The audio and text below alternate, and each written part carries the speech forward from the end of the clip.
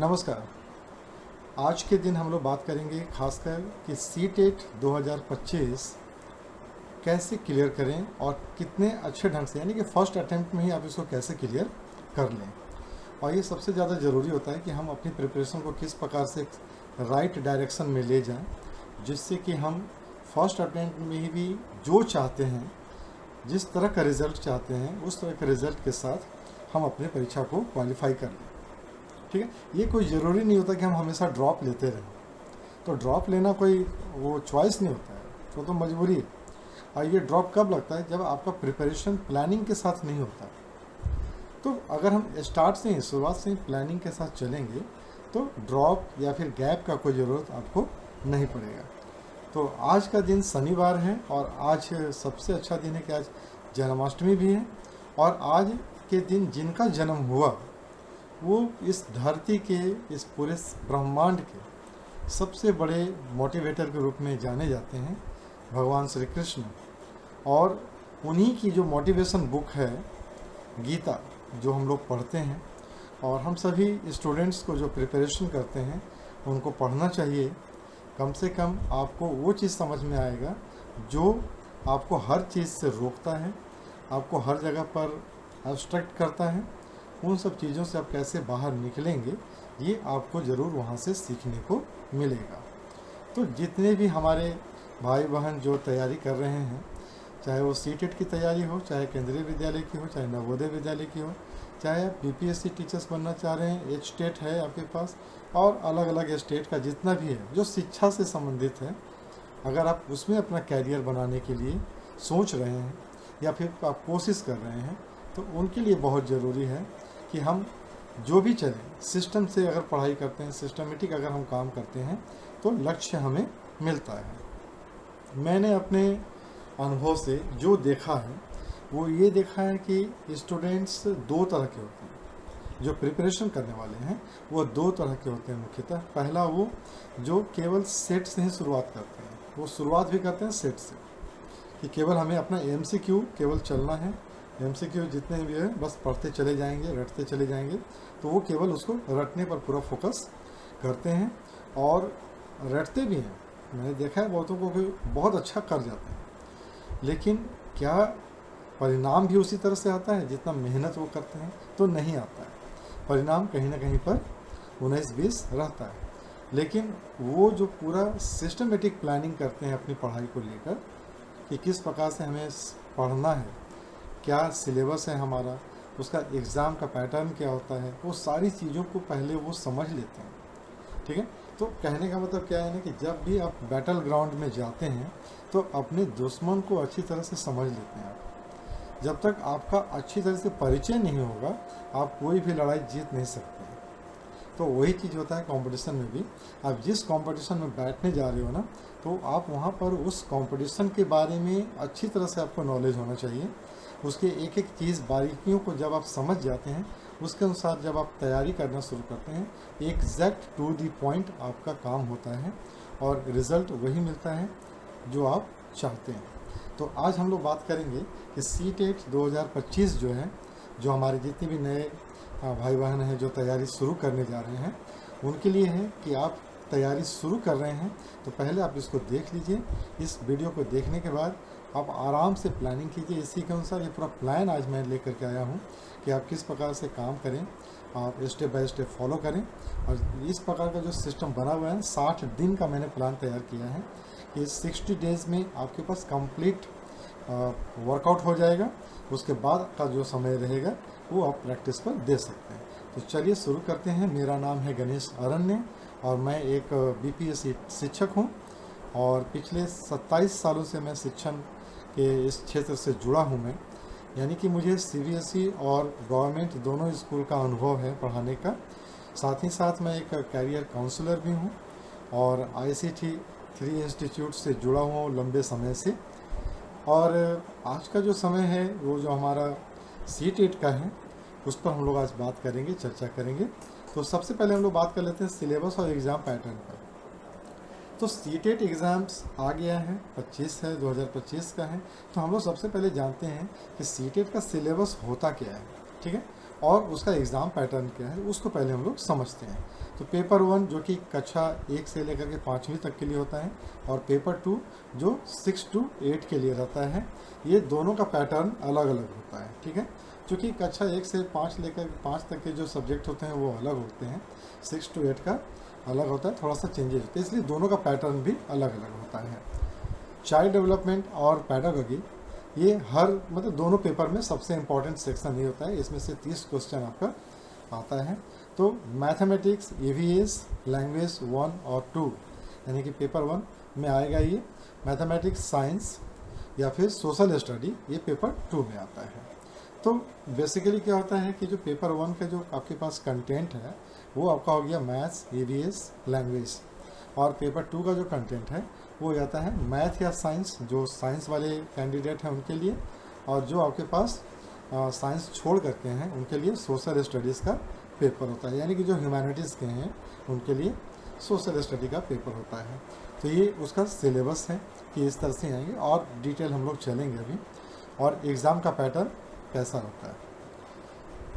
Child development और pedagogy जो है वो मतलब आपको स्ट्रॉन्ग बनाना पड़ेगा। क्यों? क्योंकि सबसे ज़्यादा क्वेश्चन जो होता है आपका इसी से आता है, यानी कि जो चाइल्ड डेवलपमेंट और जो पैडागोगी का जो पार्ट होता है ये सबसे मतलब कि वास्ट है, ये मतलब विशाल है, ये सब जगह है ही। चाहे आप किसी भी तरह का टीचिंग एग्ज़ाम दें तो ये पैडागोगी आपको मिलेगा, ठीक है। तो ये क्या होता है कि कॉन्सेप्ट पर आधारित होता है, ये कॉन्सेप्चुअल है। तो जब आप कॉन्सेप्ट को समझेंगे, ठीक है, और तभी आप जो है उस चीज़ पर कर पाएंगे। जैसे बहुत सारे थ्योरी होते हैं, बहुत सारे जो साइकोलॉजिस्ट होते हैं, जो मनोवैज्ञानिक हैं, दार्शनिक हैं, उनका स्टेटमेंट होता है। तो आपको इसको अच्छी तरह से समझना पड़ेगा। साथ ही साथ इसमें क्या होता है, टीचिंग लर्निंग थ्योरी पर ये आधारित होता है, ठीक है। ब्योस्की का है, पियाजे का है, कॉलवर का है, बर्नर का है, ये इसके इनके जितने भी सिद्धांत हैं, इनका जितना भी थ्योरी जो इन्होंने दिया है, इनके जैसे और भी बहुत सारे हैं, उनके थ्योरीज़ को आपको अच्छी तरह से याद करना पड़ेगा। इस सिद्धांत को किसने दिया, इस तरह के क्वेश्चंस बहुत सारे आते हैं, तो इनको आपको याद करना पड़ेगा। तो ये जब आप कॉन्सेप्चुअल चलेंगे, डिटेल में थोड़ा चलेंगे, तभी आपको अच्छी तरह से हो पाएगा। इंक्लूसिव एजुकेशन है, लर्निंग डिसेबिलिटी और मोटिवेशन पर आपको विशेष ध्यान देना है, खास करके सीटेट एग्ज़ाम के लिए ये मैं बात कर रहा हूँ। तो इन सब चीज़ों पर आपको करना है। तो जब आप पैडागोगी की बात करेंगे तो आपको ये 3 पॉइंट कंसीडर करना है, आपको हमेशा ध्यान रखना है, इस पर आपको फोकस करना है। चलिए एनसीईआरटी बुक का अध्ययन करें। एनसीईआरटी तो ऑलरेडी सबका बेस है, कि जितने भी क्वेश्चंस आते हैं वो एनसीईआरटी बेस्ड ही रहते हैं। तो क्लास 1 to 8 तक के लिए जो भी एनसीईआरटी का बुक है, खास करके ईवीएस का, मैथ्स का और लैंग्वेज का, ये सबसे बेस्ट सोर्स होता है, ठीक है। आप कोई भी रेफरेंस उठा कर देख लें, इससे बेस्ट आपको नहीं मिलेगा। तो इससे अच्छा है ना कि हम 1 to 8 का जो भी एनसीईआरटी बुक है आप उसको देख लें। तो एनसीईआरटी बुक में आप 2 चीज़ ध्यान दीजिएगा।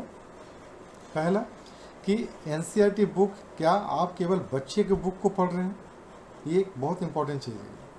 तो बच्चे की बुक्स, एनसीईआरटी क्या करता है, अपनी बुक्स के साथ साथ टीचर्स के लिए एक अलग से रेफरेंस बुक निकालता है, और टीचर्स के लिए एक अलग से एक और वर्कबुक निकालता है। तो हर एक बुक के साथ में 3 का सेट होता है, जिसमें से एक जो होता है बुक वो बच्चों के लिए होता है, और जो 2 होता है वो टीचर्स के लिए होता है। तो अगर आपको एनसीईआरटी बुक के साथ साथ उसका टीचर्स मैनुअल भी मिल जाए, यानी कि जो टीचर्स के लिए आता है, कि टीचर्स के लिए उसमें क्या रहता है कि आपको इस एनसीईआरटी बुक के इस चैप्टर को किस तरह से समझाना है बच्चे को, और बच्चे को इस चैप्टर से क्या क्या एक्टिविटी कराना है, उसमें पैडागोगी का क्या क्या पार्ट है वो आपको समझ में आएगा। तो जब आप एनसीईआरटी बुक का अध्ययन करते हैं तो एनसीईआरटी बुक के साथ साथ आप टीचर्स के लिए जो एनसीईआरटी बुक है उसको भी अगर आप कहीं से जुगाड़ कर लें, और अगर आपको मिल जाए तो ये आपके लिए सबसे अच्छा होगा। जिससे क्या होगा, एनसीईआरटी बुक जो है, जो भी उसमें कंटेंट है वो आपको समझने में बहुत आसानी होगा। क्योंकि बहुत सारे हमारे जो भाई बहन जो है ना, वो क्या करते हैं, एनसीईआरटी बुक के साथ साथ रेफरेंस बुक इसलिए लेते हैं क्योंकि उनको क्या होता है कि एनसीईआरटी बुक समझ में नहीं आता है, ठीक है। और है भी एनसीईआरटी का, खास करके अगर आप लैंग्वेज ले लें, इंग्लिश है, तो उसमें बहुत सारी चीज़ें आपको समझ में नहीं आती। लेकिन अगर आपके पास तीनों सेट होगा, बुक का 3 सेट होगा, मतलब 3 सेट करने में मतलब उस एक, जैसे हिंदी है तो हिंदी में हिंदी का टेक्स्ट बुक भी आता है, टीचर्स मैनुअल आता है और वर्कबुक आता है। ये तीनों अगर आपके पास है तो आपके लिए सोने पे सुहागा है, तो ये बेस्ट होगा। एनसीईआरटी का एग्जाम्पल और एक्टिविटी से कॉन्सेप्ट को समझने का प्रयास करें, ये वही बात है, ठीक है। तो एग्जाम्पल्स और एक्टिविटी आपको टीचर्स मैनुअल में मिल जाएगा, कॉन्सेप्ट जो है वो भी आपको वहाँ मिल जाएगा, और एक्टिविटी के लिए एक अलग से वर्कबुक भी है, वो भी आपको मिल जाएगा इसमें। तो अगर तीनों लेकर के आप चलेंगे ना तो आपको रेफरेंस बुक का ज़रूरत नहीं पड़ेगा, और इससे बेस्ट आपको कहीं पर नहीं मिलने जा रहा है। प्रीवियस ईयर का जो पेपर है उसको पकड़ें और उसको सॉल्व करने की कोशिश करें, ठीक है। तो जो C-TET में जो क्वेश्चंस आता है, आप क्वेश्चन कहाँ से लाएगा भाई? अब जो क्वेश्चन है बुक्स में, जितना बुक्स का क्वेश्चन, अगर मान लीजिए आप 10 साल का अगर क्वेश्चन सेट उठा लेते हैं तो क्वेश्चन और कहाँ से आएगा? 10 से ही आएगा ना वो। तो अगर आप 10 सेट को ही अगर आप लेके चलते हैं, ठीक है, 10 साल के अगर जितने भी सेट हैं, 2 होता है ना, तो 20 है, तो 20 सेट को ही अगर आप करते हैं, प्रैक्टिस करते हैं, बार बार करते हैं, तो क्वेश्चन उसी में से आना ही है। तो 100% क्वेश्चन आपका आएगा ही आएगा, वो कहाँ जाएगा? तो प्रीवियस ईयर क्वेश्चन को आप हमेशा सॉल्व करने की कोशिश करें, और बेस्ट अच्छा होता है कि आपके पास प्रीवियस ईयर के जितने भी सेट हैं, अगर मैक्सिमम सेट मिलता है तो उस पर ज़्यादा फोकस करें, ना कि अलग से आप ये करें। तो पिछले 5 से 10 साल का जितना भी पेपर है उसका जो भी है सॉल्व कीजिए, अगर सॉल्व किया हुआ मिल जाता है तो और भी अच्छा है आपके लिए। इससे क्या होगा कि आपको क्वेश्चन का पैटर्न और उसका जो इम्पोर्टेंट टॉपिक है वो समझ में आएगा, कब कब टॉपिक चेंज हुआ, कब कब पैटर्न चेंज हुआ, ये भी आपको समझ में वहाँ से आएगा। और पैटर्न में यानी कि आपको पैटर्न समझ में आएगा। जब पैटर्न पकड़ लीजिएगा तो आपको जो नया पैटर्न आने वाला है वो भी आप पकड़ लीजिएगा आसानी से, कि ये क्वेश्चन आएगा ही आएगा। तो जो गेस करने वाले होते हैं वो कैसे गेस करते हैं? ऐसे ही गेस करते हैं ना, वो पैटर्न समझ जाते हैं कि जो पैटर्न चला आ रहा है 10 साल से, वही पैटर्न 11वें साल भी रहेगा। तो वो चीज़ अगर आपको समझ में आ जाए तो आप खुद भी क्वेश्चन गेस कर सकते हो कि बस ये क्वेश्चन ही आएगा, बस इसको ही करना है। तो ये बहुत ज़रूरी चीज़ होता है, इसको भी आपको माइंड में रखना। मॉक टेस्ट और टाइम मैनेजमेंट सबसे इम्पॉर्टेंट चीज़। रेगुलर C-TET के मॉक टेस्ट और प्रैक्टिस सेट पर ध्यान दें। जो 10 साल का जो आपने सेट उठाया है, 20 सेट हो, 25 सेट हो, 40 सेट हो, अगर आप इसको डेली कर रहे हैं तो 40 सेट का जो क्वेश्चन है वो तो आपके दिमाग में छप गया हमेशा के लिए। अगर आप एक ही काम को बार बार करोगे तो आपके माइंड में क्या होता है, हमेशा के लिए छप जाता है। तो ये काम आपको करना है, मॉक टेस्ट, और साथ ही साथ आपको टाइम मैनेजमेंट हमेशा फॉलो करना है। तो एग्ज़ाम में हर सेक्शन के लिए इक्वल टाइम स्ट्रेटजी आपको प्लान करना होगा। तो जो आपका सबसे कमज़ोर पॉइंट है उस पर आप ज़्यादा टाइम दीजिए, और जो आपका स्ट्रॉन्ग पॉइंट है उस पर आप थोड़ा कम टाइम देंगे तो भी चलेगा। इस तरह से आपको टाइम को इक्वल डिवाइड करना है, उस तरह से आपको प्लानिंग करनी पड़ेगी, तब होगा। लैंग्वेज सेक्शन को कभी भी इग्नोर नहीं करना है आपको। लैंग्वेज 1 और 2 में ग्रामर और कॉम्प्रिहेंसन दोनों इम्पॉर्टेंट होता है, ठीक है। तो ग्रामर और कॉम्प्रिहेंसन के लिए क्या करना है आपको, आप न्यूज़पेपर पढ़िए।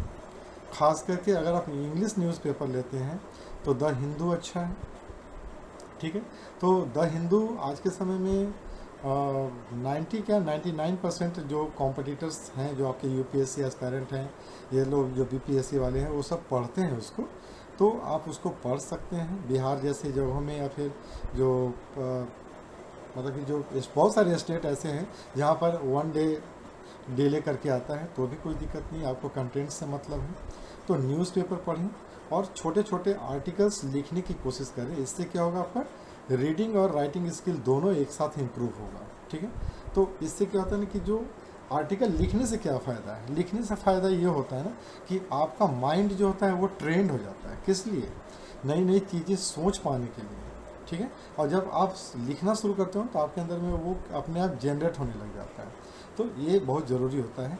एक बात मैं आपको बताऊं कि आप अपने माइंड को जितना ट्रेंड करोगे ना, उसी के अनुसार वो काम करता है। आप हमेशा याद रखना, आज के समय में जो AI होता है ना, वो आपके दिमाग भी आपका AI ही है। आप उसको जितना मेहनत करवाओगे उससे, वो उतना ही ज़्यादा और अपने आप को ग्रो करता है। तो इस पर भी आपको ध्यान देना है। टीचिंग एप्टीट्यूड अप्रोच रखिए, ठीक है। कोई प्रश्न जो होता है ना, बहुत सारे प्रश्न वो टीचर सेंट्रिक होते हैं। जैसे कि अगर बच्चा गलत उत्तर देता है तो शिक्षक को क्या करना चाहिए, ठीक है। इसी तरह का एक क्वेश्चन और है कि अगर बच्चे ने क्लास में आपको कुछ गलत कह दिया कुछ गलत कह दिया, मतलब कि कुछ अपशब्द कह दिया, अब आप क्या करोगे? ये टीचर सेंट्रिक क्वेश्चन। और ऐसे प्रश्न जो होते हैं ना, हमेशा क्या होते हैं, इंकरेजमेंट, गाइडेंस और स्टूडेंट सेंटर अप्रोच के साथ होने चाहिए आपके पास। ठीक है, तो इसको भी आपको रखना है कि आप अपना टीचर्स एप्टीट्यूड्स को हमेशा फोकस पर रखिएगा। शॉर्ट नोट्स बना करके रिवीजन करना शुरू करें। आप पढ़ रहे हो, नोट्स पढ़ रहे हो, तो क्या करना है, वहीं पर आप शॉर्ट नोट्स बनाते चले जाइए। ठीक है, जो भी है, लाल, काला, पीला, नीला, हरा, जो भी आप पेन यूज़ करते हो, आप शॉर्ट नोट्स बनाते जाइए। वो आई कैची भी होता है, थोड़ा सा अच्छा भी लगता है। सो थ्योरीज हो, डेफिनेशन हो, इम्पॉर्टेंट पेडागोजिकल जो टर्म्स हैं, ठीक है, उसका आप शॉर्ट नोट्स बनाइए, है ना। आप हो सके तो फ्लैश कार्ड भी आप अपना चिपका करके भी तो रखते हैं ना, फ्लैश कार्ड है, ये सब भी आप उसको लिख करके रख सकते हैं। वो कभी कभी चलते फिरते भी होते रहता है। फाइनल डे में क्या होता है, जब नज़दीक आ जाता है एग्ज़ाम, तब क्या करना है, क्विक रिवीजन के लिए ये सब काम आता है। कौन सा, ये फ्लैश कार्ड, ये शॉर्ट नोट्स जो होता है ना, ये क्विक रिवीजन के लिए काम आता है। जब एग्ज़ाम का दिन नज़दीक हो तब आप डीप स्टडी नहीं कर सकते। मैंने बहुत सारे लोगों को देखा ना कि एग्ज़ाम सेंटर पर भी किताब लेके बैठे रहते हैं, ये एकदम बेकार चीज़ है, एकदम बेकार चीज़ है। वो जो भी कैंडिडेट है ना, वो सब एग्ज़ाम रूम में जा कर के कन्फ्यूज़ हो जाते हैं। वो काम कभी नहीं करना है, गलती कभी नहीं करना है। हमेशा याद रखिए, एग्जामिनेशन हॉल के बाहर पढ़ा हुआ चीज़ कभी आपको याद रहेगा ही नहीं। जो आपका प्रैक्टिस है वही आपके साथ अंदर जाता है। तो क्विक रिवीजन पर आप थोड़ा सा भरोसा कर सकते हैं। तो क्विक रिवीजन भी आपका प्रैक्टिस का ही पार्ट है, इसलिए क्विक रिवीजन को आप हमेशा साथ में रखिए, फटाफट देखिएगा। क्योंकि आपका ऑलरेडी प्रैक्टिस है, इसलिए वो रिकैप हो जाता है। चलिए, अगला क्या है कि सीटेट में आपका नेगेटिव मार्किंग है नहीं, बने न बने, आए ना आए, सबको मार देना, 100% आपको खींच देना है, कोई भी क्वेश्चन छोड़ना नहीं। तो टाइम मैनेजमेंट वहाँ भी आपको हेल्प करेगा, एग्ज़ाम सेंटर में भी। ठीक है, कि कभी कभी क्या होता है ना कि जो कैंडिडेट है वो जो लिखने बैठ जाता है तो उसका पढ़ने में ज़्यादा टाइम चला जाता है, वो क्वेश्चन को पढ़ने में ज़्यादा टाइम ले लेता है। इसके कारण क्या होता है ना कि जिस क्वेश्चन पर मेरा टाइम जाना था वो किसी और क्वेश्चन में चला गया। तो ऐसे क्या होता है कि जब आप भरते हो ना OMR सीट को, वहाँ पर आपका टाइम छूटता है। ठीक है, और कभी कभी क्या होता है कि आपका 3-4 क्वेश्चन छूट जाता है लास्ट में, और आपका जो आंसर सीट है वो एग्जामिनर ले लेते हैं। ठीक है, तो वो थोड़ा सा इन्विजिलेटर से ले लेता है, तो वो थोड़ा सा अच्छा नहीं होता है। इसके लिए आप पहले से टाइम मैनेजमेंट आपका जो है ना, वो आपको यहाँ पर भी हेल्प करेगा। आप उसको भी डिवाइड रखिए कि OMR सीट को भरने के लिए आपको कितना टाइम चाहिए, पढ़ने के लिए कितना लेना है, वो आपको डिसाइड करके करना है। कंसिस्टेंट प्रैक्टिस और पॉजिटिव माइंडसेट, ये सबसे इम्पोर्टेंट चीज़ है। आप सारा काम कर लीजिए ऊपर से लेकर नीचे तक, लेकिन अगर आपका कंसिस्टेंट प्रैक्टिस नहीं है तो वो छूटेगा। और पॉजिटिव माइंडसेट हमेशा रखिए कि निकलना ही निकलना है। 90%, 99% आपका जो मार्क्स आ जाए, यही आपको हमेशा पॉजिटिव सोच के रखिए। हर दिन कम से कम 2 से 3 घंटे का रेगुलर आप पढ़ाई कीजिए, तो काफ़ी है आपके लिए। उसके लिए आपको ज़्यादा आपको नहीं चाहिए। परीक्षा के समय क्या होना है, शांत रहिए, पॉजिटिव माइंड लेके चलिए। भीड़ को देख करके कभी भी अपसेट नहीं होना है कि अरे बाप रे इतनी भीड़। कोई दिक्कत नहीं है भाई, आपको खाली एक ही सीट चाहिए, आप एक सिंगल कैंडिडेट हो जो पास करना है, इसलिए भीड़ पर मत जाइएगा। भीड़ जो होता है वो आपका ऐसे भी कोई ख़ास काम का नहीं रहता है, वो चलता है इसी तरह से। ठीक है, तो भीड़ पर नहीं जाना है, भीड़ ऐसी रहती है, भीड़ किसी काम का नहीं। तो ये बहुत ही ज़रूरी चीज़ होता है। तो मुझे उम्मीद है कि आपको ये चीज़ अच्छी तरह से समझ में आ गया होगा। अब अगर हम लोग बात करें यहाँ पर कि कैसे हम लोग 60 डेज़ का एक प्लान तैयार करें, वो तो एक फंडामेंटल था कि चलिए आपको इतना काम करना चाहिए, हर कैंडिडेट को करना चाहिए। लेकिन अब क्या है कि सीटेट 25 के लिए एक 60 दिन का एक पूरा डे बाई डे प्लान कैसे हम लोग तैयार करें। ठीक है, तो अब देखिए इसको 2 फेज़ में बांटा है, फेज़ 1, फेज़ 2। ठीक है, फेज़ 1 क्या हो गया, तैयारी के लिए फाउंडेशन स्टार्ट करो अपना, कि फाउंडेशन कैसे हम बनाएं अपना। ठीक है, तो फाउंडेशन स्ट्रॉन्ग रहेगा तभी तो आपकी इमारत अच्छी होगी। तो फाउंडेशन करना है, उसके बाद इमारत खड़ी करनी है। तो फाउंडेशन क्या है, 1 से लेकर 20 दिन तक का। ठीक है, क्या करना है आपको, कॉन्सेप्ट क्लियर कर लेना है ना, प्लस बेसिक समझ लेना है आपको। ये टारगेट रखिएगा कि पूरा का पूरा कॉन्सेप्ट समझना है, और जो बेसिक कॉन्सेप्ट है वो हमको अच्छी तरह से आ जाना चाहिए। 1 से 5 दिन क्या कीजिएगा, चाइल्ड डेवलपमेंट एंड पेडागॉजी पर काम कीजिए आप 5 दिन, यानी कि 1 सप्ताह जो है आप इस पर चलेंगे। ग्रोथ एंड डेवलपमेंट है, स्टेज ऑफ डेवलपमेंट है, सिलेबस आपको पहले से पता हो चुका है कि सिलेबस मेरा क्या है, तब उस पर काम करना है आपको। ठीक है, जितने भी हमारे वो मनो थे जो हैं साइकोलॉजिस्ट हैं, उनका जितना भी वर्जन है, ठीक है, दर्शन शास्त्री हैं उनका जितना वर्जन है, उनको आप रटते चले जाइए, उसको आप नोट कीजिए, उसका ये बनाइए और उस पर आप फोकस कीजिए। ठीक है, अब बाकी चीज़ें आपके पास है। लैंग्वेज पर भी आप ग्रामर बेसिक और रीडिंग कॉम्प्रिहेंशन पर भी आप थोड़ा सा ये कीजिए कि जो मेरा बेसिक क्लियर कॉन्सेप्ट हो जाए और बेसिक हमको समझ में आ जाए। ठीक है, अब इसमें ध्यान क्या रखना है आपको कि CDP सबसे ज़्यादा स्कोरिंग होता है CTET में, इसलिए शुरुआत से ही आपको क्या करना है, जितने भी हमारे मनोवैज्ञानिक हैं उनका थ्योरी आप क्लियर कर लीजिए कि भाई इसमें से 2-3 तो आएगा ही आएगा, तो उसको आप क्लियर कर लीजिए।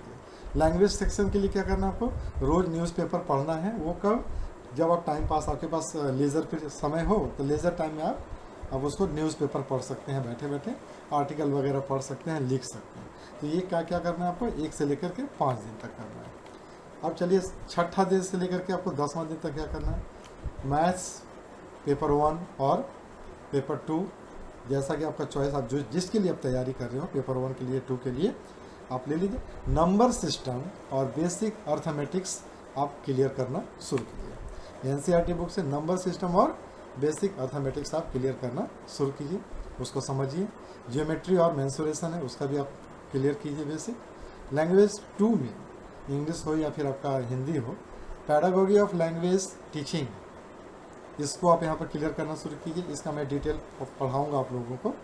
Language skill, listening, speaking, reading, writing, इस पर भी आप फोकस करिए। तो ये हो गया 6 से लेके 10 दिन। हड़बड़ाने की ज़रूरत नहीं है आपके पास। ठीक है, तो मैथ्स क्या होता है, NCERT कर लीजिए, क्लास 1 से लेकर के 8वीं तक का मैथ्स है, उसको उठा लीजिए, उसका पूरा कॉन्सेप्ट, उसका एग्जाम्पल समझिए अच्छी तरह से, आपको अच्छा लगेगा, हल्का लगेगा आपको। ठीक है, उसके बाद लैंग्वेज 2 में क्या हो गया, पैडागोगी पर पूरा का पूरा फोकस कीजिए, क्योंकि यहाँ से ही ट्रिकी क्वेश्चन यहीं से बनता है। ठीक है, तो इससे क्या होगा कि जब आप ये काम कर लेंगे ना, तो आपको आगे बहुत हल्का महसूस होगा। 11वां से लेकर 15वां दिन आपको क्या करना है, EVS का पेपर उठाइए। ये पेपर 1 वालों के लिए है EVS का, या फिर आप पेपर 2 का दे रहे हैं तो साइंस का उठाइए, नहीं तो फिर आप सोशल स्टडी का उठा लीजिए। ठीक है, अब क्या करना है, EVS का theme food, shelter, family, travel, things, we make, we do, ये सब रहता है। तो इस पर आप थोड़ा सा अपना काम कीजिए, पढ़िए इसको, समझिए इसको। साइंस वाले का क्या है, physics, chemistry, bio, class 6 to 8 NCERT पकड़ के उसको रगड़ दीजिए, कहानी ख़त्म यहाँ पर हो गया। और जो सोशल स्टडी वाले भाई बहन लोग हैं उनके लिए क्या है, हिस्ट्री और सिविक्स पकड़िए बेसिक, और उसको वहाँ से रगड़ दीजिए, कहानी ख़त्म।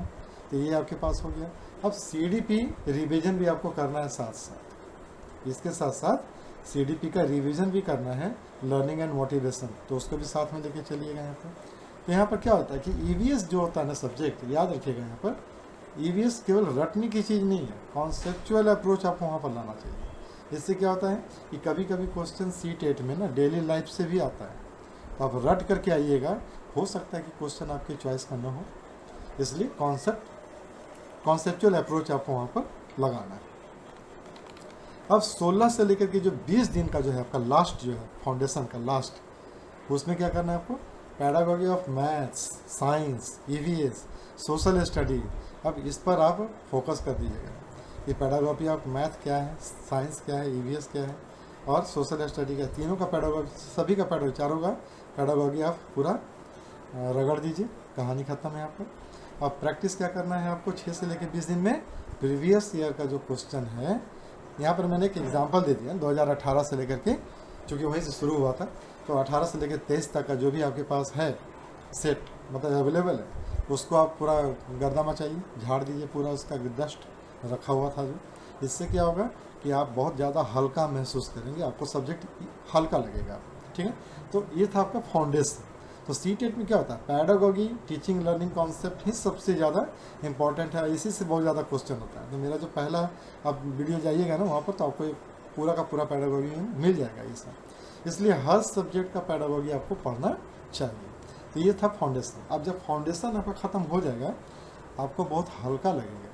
हल्का क्या लगेगा कि आप एकदम 20 दिन में ही आपको लगेगा ना कि यार आधा तो मेरा कंप्लीट हो गया। ठीक है, और यहाँ पर क्या होता है कि अगर आप फाउंडेशन इस तरह से नहीं स्ट्रॉन्ग कीजिएगा, अचानक से पढ़िएगा ना, तो पढ़ते समय आपको कन्फ्यूज़न होगा कि यार इसके लिए क्या करें, इसके लिए क्या करें, ये क्या होता है, वो क्या होता है, यानी कि आप ढूंढना शुरू कर देंगे आखिर ये है क्या। तो आप ये फाउंडेशन जब आप करेंगे, आपको पूरा का पूरा परिचय आपका हो जाएगा, उससे दोस्ती आपकी हो जाएगी आपके सब्जेक्ट और आपके पेपर से, ठीक है। अब दोस्ती हो गई है तो अब इसको गहरी मित्रता में बदल देना है। कब? फेज़ 2 में। जब फेज़ 2 में आप आइएगा, यहाँ पर केवल चलेगा प्रैक्टिस, और आप अपने आप को स्ट्रॉन्ग कर लीजिएगा, ठीक है। प्रैक्टिस कीजिए, अपने आप को मजबूत बनाइएगा। ये कब तक करना है? 21 से लेकर के 40 दिन तक, ठीक है। तो इसमें आपको पूरा जी जान लगाना है। तो ज़्यादा से ज़्यादा आपको क्या करना है? क्वेश्चन अब यहाँ पर सॉल्व करना शुरू करना है, ठीक है। आपके पास जो भी वीक एरिया बनता है कि लगता है ये मेरा वीकर पार्ट है, ये मेरा स्ट्रॉन्ग पार्ट है, तो वीक पार्ट पर ज़्यादा फोकस कर दीजिए, स्ट्रॉन्ग को थोड़ा सा हल्का कीजिए, ठीक है। तो इस तरह से आपको क्या करना है, आपका लक्ष्य रखना चाहिए, आपको टारगेट बना लेना है कि हमको पूरा का मैक्सिमम क्वेश्चन सॉल्व करना है। अगर आपके पास 18 से लेकर 23, 24, 25 तक का जितना भी सेट है, उस सेट को आप क्या कीजिए ना, कोशिश कीजिए कि 2 से 3 दिन में उसको पूरा का पूरा सेट हम रिपीट कर दें। मतलब एक पूरा का पूरा जो इतने साल का जो है मेरे पास 18 से 25 तक का, सॉरी 24 तक का जितना भी सेट आपके पास अवेलेबल है, उसको आप क्या कीजिए कि 3 दिनों में कंप्लीट करने की कोशिश कीजिए। फिर अगले सप्ताह में 3 दिन में फिर उसको कंप्लीट, उसी को बार बार रिपीट करते चले जाइए। अब 21 से 25 दिन क्या करना है? डेली 50 MCQ करना है किसका? CDP का, और 50 MCQ करना है किसका? लैंग्वेज का, ठीक है। मैथ प्रैक्टिस कीजिए, वर्ड प्रॉब्लम है, डेटा हैंडलिंग है, ज्योमेट्री है। अब क्या होता है, अब आपको थ्योरी कम करना है, प्रैक्टिस पर ज़्यादा फोकस करना है। रोज़ कम से कम 100 क्वेश्चन आप MCQ बनाइए, 50 CDP से और 50 बनाइए लैंग्वेज से, ठीक है। एकदम आपका मज़ा आ जाएगा आपको। और 26वां दिन से लेकर के 30वां दिन तक आपको क्या करना है, आपको साइंस, EVS, सोशल स्टडी जो भी आपका पेपर है उसका प्रैक्टिस शुरू कर दीजिए आप। पैडागॉजी फोकस्ड जो भी क्वेश्चन आ रहा है उसको आप काम करना शुरू कीजिए। शॉर्ट नोट्स बनाना शुरू कीजिए, ठीक है, जिसमें कि आप थ्योरी होता है, छोटा छोटा डेफिनेशन है ना, और टीचिंग प्रिंसिपल है ना, ये सब चीज़ को थोड़ा थोड़ा कीजिए। जैसे ब्लूम्स टैक्सोनॉमी होगा, ये सब होगा, तो उसको थोड़ा सा डायग्राम बना करके आप लिखते चले जा सकते हैं। और फिर आपके पास टाइमलाइन है, ये सब चीज़ आप कर सकते हैं, ये सब करना शुरू कीजिए आप। तो पैडागॉजी बेस्ड जितना भी MCQ होता है सब ट्रिकी आता है, तो इसको बार बार आप सॉल्व कीजिएगा। एक ही क्वेश्चन कई तरीके से आ जाता है। 31वां से लेकर के 35वां दिन ये आपके लिए अच्छा है।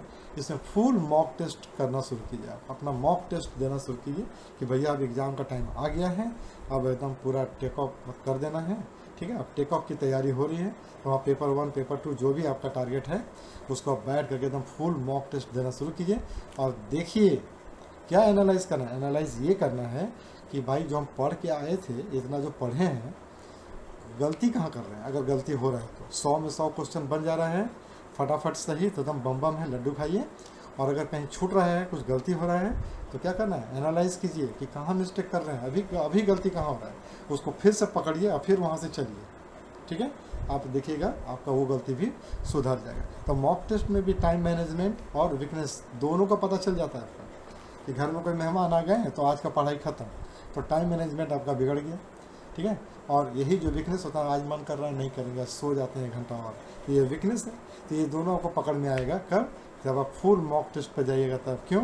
क्योंकि मॉक टेस्ट में आपके पास किताब, कॉपी, नोट्स वगैरह कुछ भी नहीं होगा, केवल क्वेश्चन का सेट होगा, ठीक है। तो इसलिए यहीं से आपको पता चलेगा कि आप कितने पानी में हैं।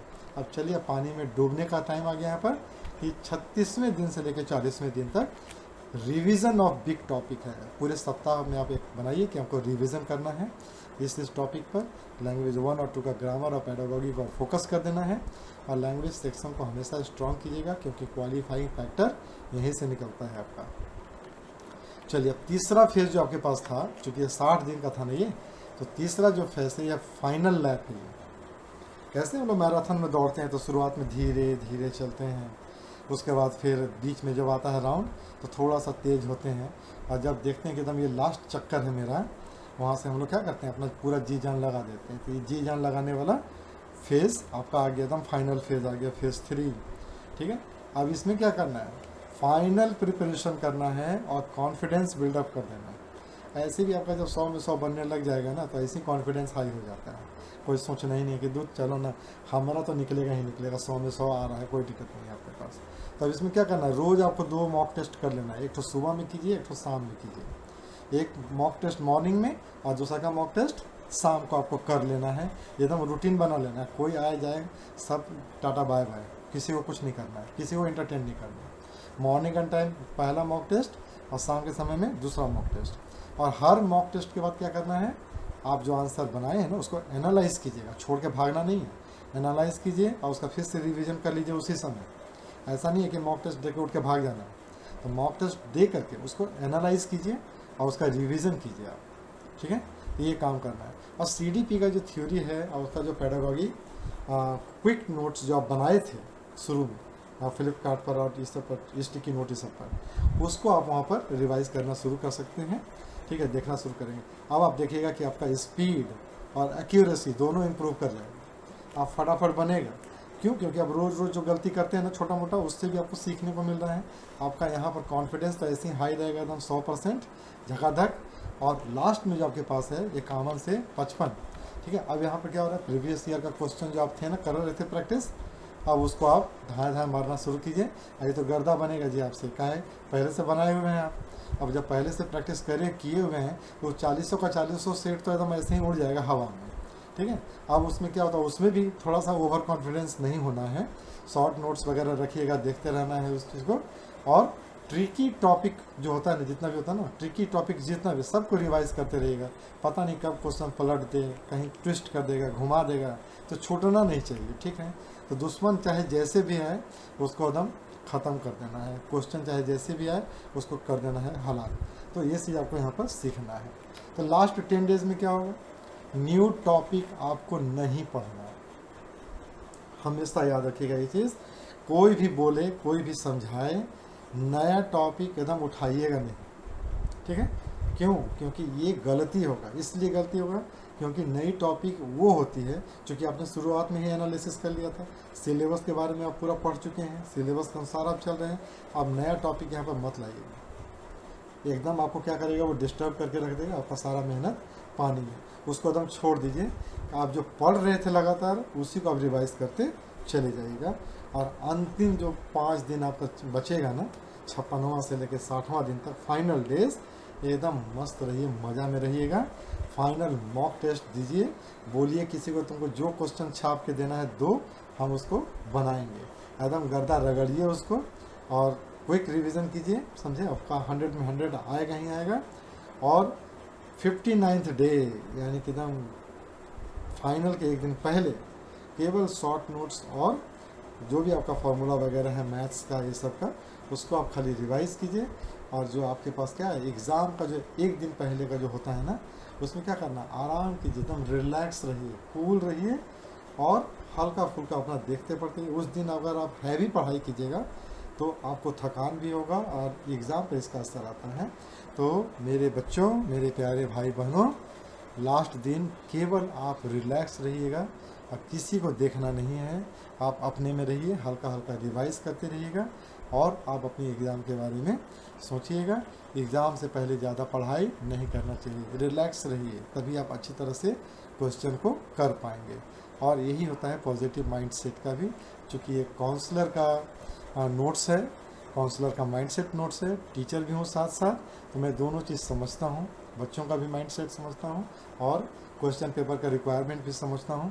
तो अगर आप इस तरह से अगर आप प्लानिंग करते हैं, तैयारी करते हैं, तो आपका बहुत कोई डाउट नहीं है, कोई डाउट नहीं है कि आपका CTET 100% मार्क्स के साथ नहीं आए।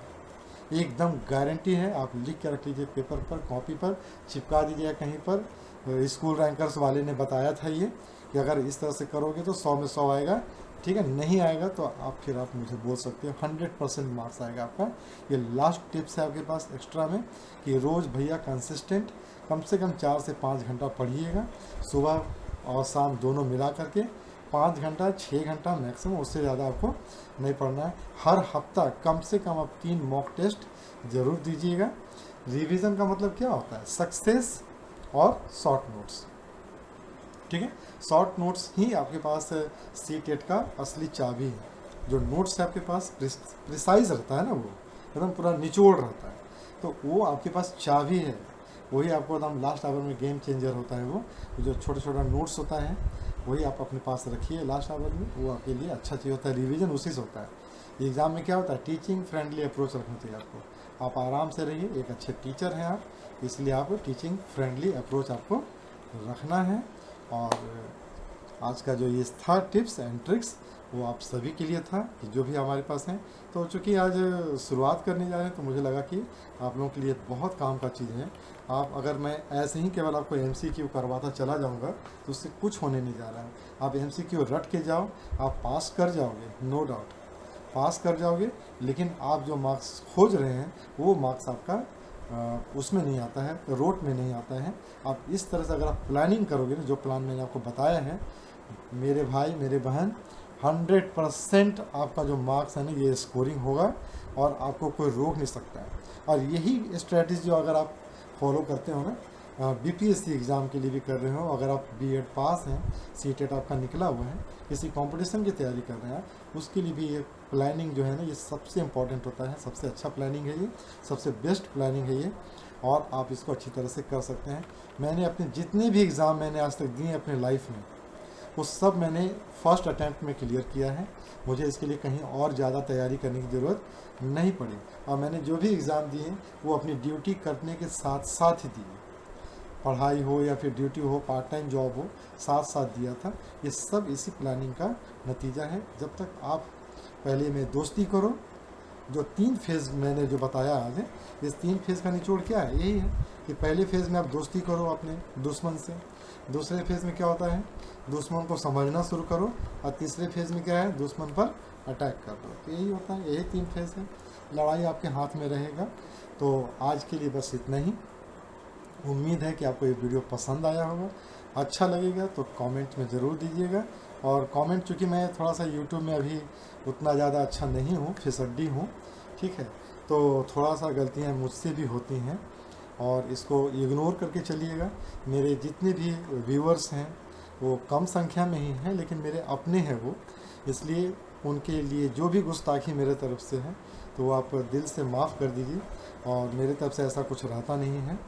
तो पढ़िए आप लोग जम करके, और मैं आपके लिए बेस्ट से बेस्ट नोट्स और कॉन्सेप्चुअल जो भी आपके पास होगा, जो आपके लिए अच्छा होगा, वो मैं ले कर के आऊँगा। और फिर मिलेंगे आपसे हम सोमवार को एक अच्छी नई क्लास के साथ में। और तब तक के लिए बहुत बहुत शुक्रिया। आप लोग आते हैं हमारे चैनल पर, कमेंट्स भी आ रहा है, कुछ गलतियां मेरे से भी हुई हैं और बहुत सारी चीज़ें हैं, लेकिन मैं पॉजिटिव हूँ। आप भी थोड़ा पॉजिटिव रहिए और दिल बड़ा रखना है। और मेरे तरफ से दिल आपके लिए बहुत बड़ा है, बहुत मेहनत करता हूँ आपके लिए मैं। और नोट्स तैयार करना कोई आसान काम नहीं होता है, ठीक है, बहुत सारी चीज़ों से ले करके चलना, और आपके लिए क्या बेस्ट है मेरे लिए। तो अगर आप 100% जितने भी आते हैं हमारे, जो भी हमारे भाई बहन हैं, 100% आप एकदम भरोसा रखिएगा। इस तरह से अगर आप फॉलो करेंगे ना, आपका एग्ज़ाम निकलेगा ही निकलेगा। उसके बाद आप बताना मुझे कि सर आपका ये जो तरीका था वो काम कर गया, ये सक्सेसफुल था ये। तो आज के लिए बस इतना ही। हम लोग फिर मिलेंगे अगली क्लास में। तब तक के लिए नमस्कार।